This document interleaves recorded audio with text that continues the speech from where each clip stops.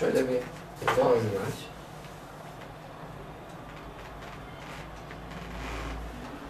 Parmağımı takip et. Tamam. Kollarını uzat şöyle. Şöyle oyna. Tamam, şimdi sık. Tamam, sık aç. Tamam. Şimdi ayağa kalk. Şöyle yürü. Tamam, şöyle yürü. Gel şimdi çizgi üzerinde yürü. Tamam. Tamamdır. Yeterli, oturabilirsin. Biz vatandaşlarımız mağdur olmasın diye gayet esnek davranıyoruz. Onlarla yakından ilgileniyoruz. Her türlü yardımı ve çabayı gösteriyoruz. Yalnız bu hususta işte bu aşırı niyetimiz bazen suistimal edilebiliyor. Usulsüz istekler, kanunsuz istekler, hukuksuz isteklerle karşılaşabiliyoruz. Bunun sonucunda da bazı hastalarla tabii problemler yaşıyoruz ve bazı hastalar fiziki ve sözlü saldırılarda ve tehditlerde bulunabiliyorlar. Raporlar, şunu söyleyeyim, birçok sebepten ötürü rapor talepleriyle kamu kurum ve kuruluşları olsun, özel kuruluşlar olsun gelen kişiler oluyor. Kurumlar gönderiyor. Tabii mevzuata uygun olan rapor talepleri var, uygun olmayan rapor talepleri var. Ben şöyle söyleyeyim, 150-200 çeşit rapor var.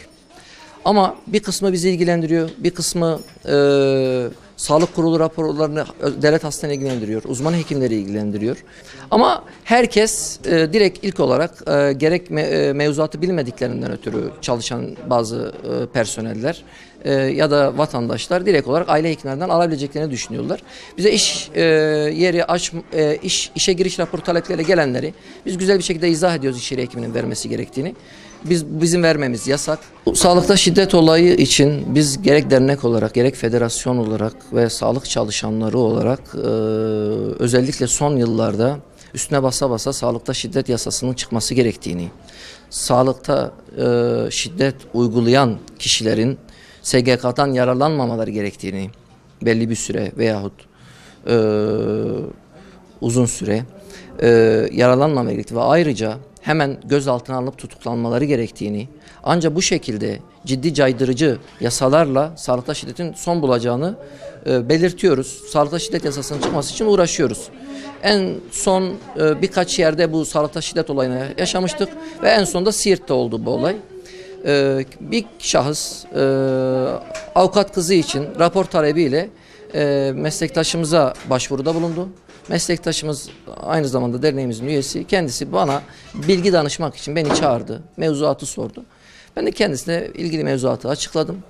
Bu sırada arkadaşımız kişiye ilgili uzman hekime yönlendireceğini belirtti. Kendi kanaatinin bu yönde olduğunu söyledi. Şahıs bundan dolayı bayağı bir taşkınlık çıkardı. Israrla hem kendisi hem kızı rapor talebinde bulundular. Kendine güzellikle durumu izah etmemize rağmen, yönetmelikleri hatırlatmamıza rağmen ve bir doktorun tıbbi kanaatine, tıbbi müdahalesine, tanı ve tedavisine müdahale edilemeyeceğini üstüne basa basa belirtmemize rağmen ısrarcı oldular. Sanki rapor böyle muhtarlıktan alınacak bir ikametgah belgesiymiş gibi, bir şeymiş gibi, basit bir şeymiş gibi başvuruda bulunuyor. Hani vermek zorundaymışız gibi. Böyle bir şey yok. Kişi böyle istediği raporu istediği gibi istediği doktordan alamaz. Doktorlar yönetmeliklere uygun bir şekilde, kanunlara uygun bir şekilde bu rapor talebini değerlendirirler. Şahıs taşkınlık çıkardı. Burada kamera görüntülerimiz de mevcut. Söylememize rağmen ben kimseden korkmuyorum. Ne yapacağımı göreceksin. Daha sonra tehditlerine devam ederek sana göstereceğim ben ne yapacağımı. Benim çevrem var gibi söylemlerde bulundu.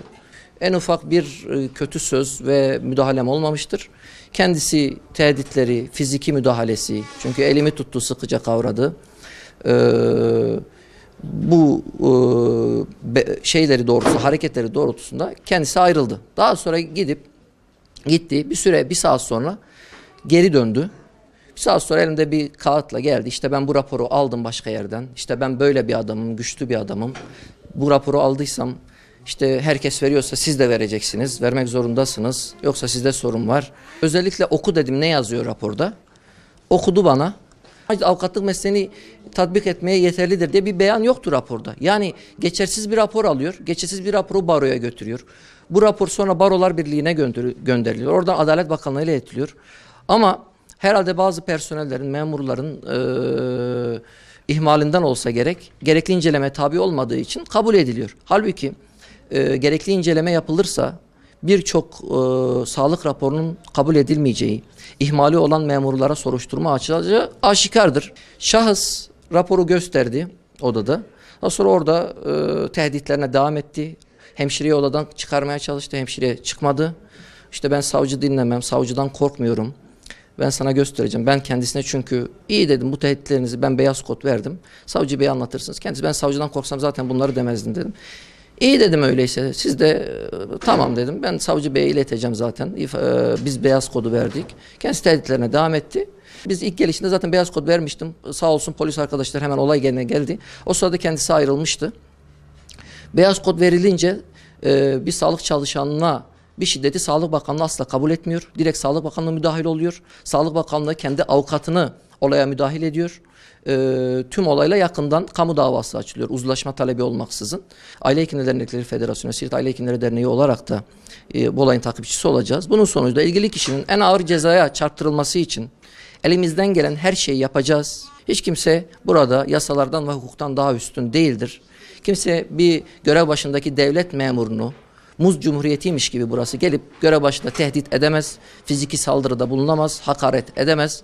Gerekli kişinin hiç kimse savcılarımızı ve hakimlerimizi bu şekilde aşağılayamaz. Bu işin peşini de asla bırakmayacağız.